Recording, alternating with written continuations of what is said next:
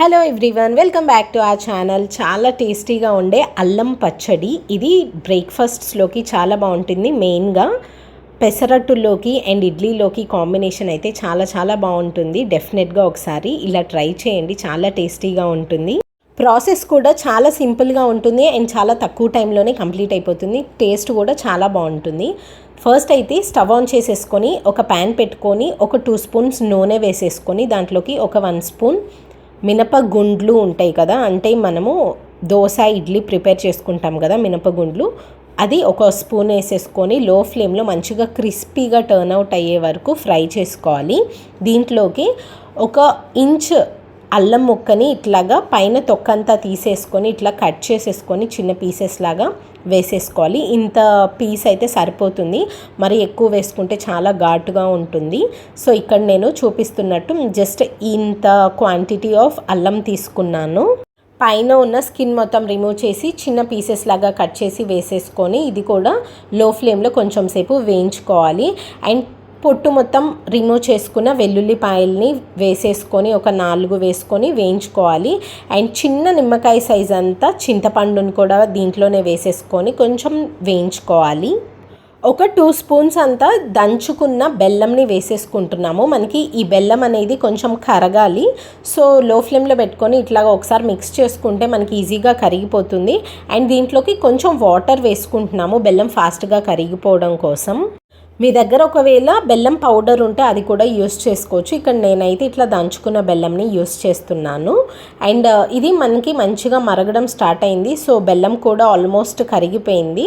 And ఈ స్టేజ్లో మనకి కారంకి సరిపడినన్ని ఎండుమిరపకాయలు వేసేసుకొని మనకి ఈ ఎండుమిరపకాయలు కూడా వాటర్లో మంచిగా బాయిల్ అవ్వాలి.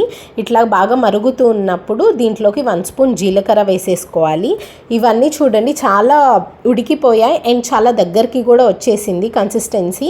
సో ఆల్మోస్ట్ మనకి రెడీ అయిపోయిందనమాట. సో ఈ స్టేజ్లో మనము స్టవ్ ఆఫ్ చేసేసుకొని ఇది మొత్తం కూడా మంచిగా చల్లారే వరకు పక్కన పెట్టేసుకోవాలి.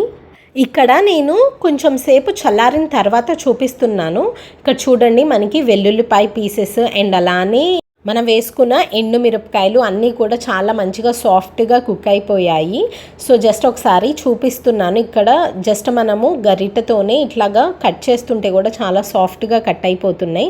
సో అప్పటి వరకు మనము వీటిని మంచిగా ఉడికించుకోవాలన్నమాట లో ఫ్లేమ్లో పెట్టుకొని. అప్పుడు మనకి ఎండుమిరపకాయలు అన్నీ కూడా చాలా సాఫ్ట్గా ఉడికిపోతాయి అండ్ గ్రైండ్ చేసేటప్పుడు కూడా చాలా నీట్గా గ్రైండ్ అయిపోతుంది. అండ్ ఇవన్నీ మిక్సర్ జార్లో వేసుకొని కొంచెం సాల్ట్ వేసుకొని గ్రైండ్ చేసుకోవాలి. వాటర్ ఏం వేసుకోవాల్సిన అవసరం లేదు, మనం ఆల్రెడీ ఉడికించేటప్పుడు వాటర్ వేసుకున్నాం కాబట్టి మనకి ప్రాపర్ కన్సిస్టెన్సీలో వచ్చేస్తుంది. అండ్ మీరు ఇంకా కావాలి కొంచెం లిక్విడీగా కావాలి అనుకుంటే కొంచెం హాట్ వాటర్ కూడా వేసేసుకొని, లైట్ హాట్ వాటర్ అనమాట, లైక్ వామ్ వాటర్ వేసుకొని గ్రైండ్ చేసుకోవచ్చు కావాలి అంటే. ఇది ఒక 4 to 5 days నిలువ ఉంటుంది ఫ్రిడ్జ్లో పెట్టేసుకుంటే. ఈ పచ్చడికి పోపు వేసుకుంటే బాగుంటుంది కాబట్టి జస్ట్ ఒక 1 స్పూన్ నూనె వేసేసుకొని కొంచెం ఆవాలు, 2 ఎండుమిరపకాయ ముక్కలు అండ్ కొంచెం వెల్లుల్లిపాయ అండ్ కరివేపాకుతో మంచిగా పోపు వేసేసుకొని ఆ పోపును కూడా పచ్చడిలో వేసేసుకున్నాము. టేస్ట్ అయితే చాలా బాగుంటుంది. మెయిన్గా పెసరట్టులో కాంబినేషన్ అయితే అదిరిపోతుంది. డెఫినెట్గా ఒకసారి ఇలా ట్రై చేసి చూడండి. పెసరట్టుతో తింటుంటే చాలా బాగుంటుంది. అక్కడక్కడ కొంచెం స్వీట్గా అండ్ కొంచెం కారంగా తగులుతూ చాలా టేస్టీగా ఉంటుంది. I hope you like this video. Thank you so much for watching this video. Please like, share, comment and subscribe to our channel.